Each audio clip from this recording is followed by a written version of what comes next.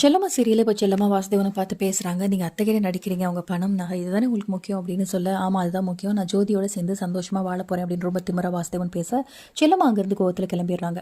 இன்னொரு பக்கம் ஃபேக்ட்ரியில் வந்து துணி தைக்கும் போது கையை வந்து தெரியாமல் வந்து நீட்டில் விட்டுறாங்க. ஊசி குத்திடுது. அப்போ கரெக்டாக சித்து வராரு. ஏன் செல்லம்மா இப்படி பண்ணுறீங்க, கொஞ்சம் கவனமாக செய்யக்கூடாது அப்படின்னு சொல்ல, எல்லாம் உங்களால தான் சார், நீங்கள் தான் காரணம், நீங்கள் என்கிட்ட பேச மாட்டீங்கல்ல, அதனால தான் வந்து நீங்கள் ஃபேக்ட்ரிக்கும் வரமாட்டீங்க அப்படின்னு நினச்சி பயந்து போய் தான் இந்த மாதிரி பண்ணிட்டேன் அப்படின்னு சொல்கிறாங்க.